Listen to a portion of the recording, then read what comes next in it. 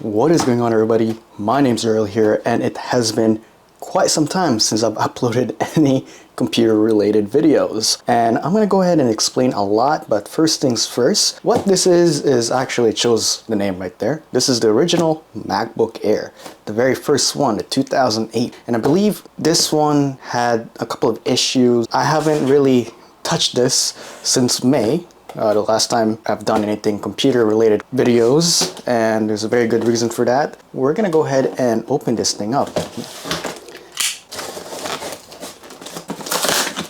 This is actually pretty easy. Very fancy box, UPS. We got the styrofoam peanuts here. I always have a love and hate relationship for these peanuts because sometimes they are very fun to play around with, and sometimes they are the worst when it comes to cleaning right after a video. Wow, this thing is surprisingly light. I don't think this has any battery, but let's see what we're gonna find out in this video. I don't really even remember what the problem with this computer was. All I know is that it starts up, and I never really wanted to spend anything more than $100 for an original MacBook Air, because these are actually selling, well, if you find a perfectly working one, for about $150 to $200, which is ridiculous. I mean, the specs are literally even worse than a 2008 MacBook, you know, from the same era. So it's just really, the collectability of this MacBook is just going up there because it is the original, and it's also what pioneered a lot of the computers now with the thin and light design and whatnot. So, you know, there's a lot of things going for this computer when it comes to being a historical artifact. See here, there you go. And man, look at that. That thing still looks absolutely gorgeous even today. And you can see there's little flappity flaps for the port right there. Pretty cool. And then on the other side, we got the original MagSafe right there. So there's a lot of things going on for this computer. This is in pretty decent shape. There's a couple of scratches on the top, but that's not really an issue. We have complete screws, so because this is very light, that means there's probably no battery, I'm presuming. But let's go ahead and open this thing. Oh wow, that is very clean. That is surprisingly clean. I mean, it does have stickers for some sort of language. We got a pretty interesting port situation here. Let me just demonstrate that. This is the port. This is the original MagSafe. And look at that. So now that we're plugged in, let's go ahead and see if this actually boots up. So, I forgot this is solid state based, so there's no CD-ROM or anything like that. So it's awfully quiet. We got some yellowing on the top here, but that's to be expected. This computer is very old, and we got a lot of flickering, so this must be a TN panel of some sort. I could be wrong. All right, first things first, we got a box of hard drives here. I should have labeled these a couple of months ago. So we got El Capitan right here. This should be the last official version this computer supports, so I believe this should be the one that will be working. You know, the good thing about this is that we know the speaker works. The only thing, honestly, with these MacBook Airs, these very first year of MacBook Airs, the really bad side about these is the fact that they have a 1.8-inch form factor. So that means it's a very niche hard drive. So if ever your traditional hard drive that is 1.8 inch at 4200 RPM decides to go out, replacing, oh, completely forgot to hold Alt. Replacing that 1.8 drive is a nightmare because they are holding value, and essentially it costs way too much for the computer itself. I mean, in fact, this computer can barely run anything in today's world because when it's running Core 2 Duo, it's even underclock. It doesn't have enough RAM. I believe these only came with 2 gigabytes of RAM. All right, this is pretty funny. Because there's no battery on this computer, it is not balanced at all. So if I let go, good thing that Muriel in the past has decided to clone an El Capitan drive without having to set up anything. And so let's go ahead and click about this Mac and see what this thing has. 1.6 gigahertz Intel Core 2 Duo. And remember, Intel Core 2 Duo is not even a fast computer processor, and you downgrade it to 1.6. This was not a good idea. But again, because Apple decided to push forward this decision regardless. Computers now, with their very thin design, this MacBook is the reason for all those future ultra lightweight computers. And even the MacBook Pros nowadays, they're still pretty light and thin. So kudos to Apple for still pushing through. The issue with this is if I go to this utility, and if I don't find any hard drive, that means I have to spend money on a hard drive, and there is nothing on that. Now, looking back at these outrageously priced 1.8-inch drives, you could see a 1.8-inch 30 gigabyte for 50 bucks. Look at this new one, 30 bucks, 20 gig, 4200 RPM, which is what this MacBook came with. Another one, $89, $70. You know, I just don't understand. And I mean, is that a good deal? That might be a good deal. I might look into that. I mean, there might be a part 2 on this computer. But regardless, if you are just someone who is really not into computers and you needed a hard drive replacement, this is one way to get ripped off. Because, I mean, if you tell me about it, and if you look up the battery for this computer, so let's see, MacBook Air 2008. I'm not sure if they even sell these. So that's the problem, is that the parts on this computer is quite scarce. You can already see how slow this computer is by just waiting to load and load and load. I'm not even on anything at all. I'm just on Safari trying to look for some battery, but I guess that doesn't work, does it? I think one of the only options I have, as I remember or as I recall months ago, is from iFixit, and that is $80.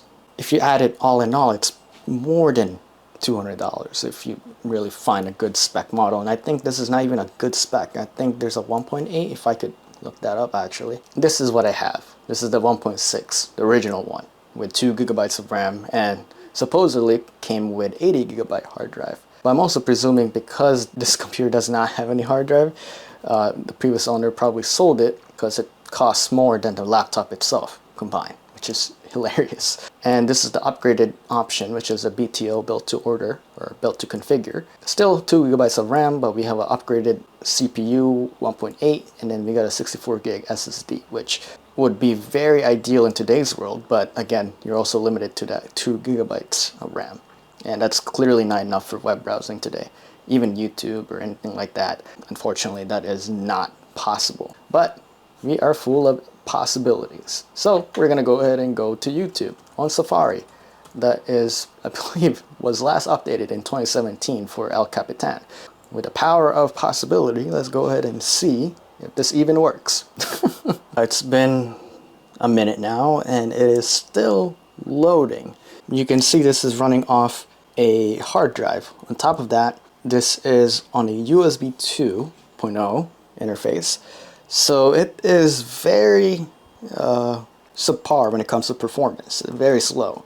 You can't really do much with this computer because I don't have a hard drive. I also don't have a battery, so I'm presuming it's also running at half the speed as it would normally be because it doesn't have any battery. And to top things off, it's a MacBook Air from 2008. So the reason why I stopped uploading for quite some time, actually, in fact, I thought I would be right back at it a month in, and in fact, it did not happen. So, it's just, there's a lot of things going on mentally, physically. During those times, I lost 10 pounds in a week. That's the most ridiculous thing I've ever heard in my life. I stopped uploading because I went through a breakup, and that breakup did not end well on my end because mentally, when something happened, it just will not leave your brain out for days and days and apparently a whole month. Now I was fine probably like a month in.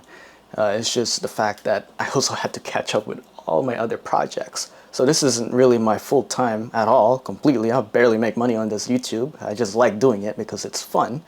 I had so much projects. If you guys didn't know, I am a full-time videographer or cinematographer, whatever you call someone who records videos for clients and businesses and whatnot. So, it's just a lot of those things that I had to keep in mind, that I had to prioritize. And finally, after catching all of it up, I am back to where I should be. My wish at one point in life would be to just be a full-time creator, be someone, well, technically I am a full-time creator because I do make videos, but be a full-time YouTube creator. That's the difference right there, because the fact that I'm able to create whatever I want that interests me, like computers right here, tinkering around with them, see what I can do with them, that's the biggest thing that I really would love to do later in life. And you know, despite being busy, this and that, I still had the courage to go back to where I started with this YouTube, Nexus, uploading MacBook videos, the interest, the curiosity of why these MacBooks exist now and why they are like this and that, and how they're still being able to use in 2024 or 2025, which is almost there.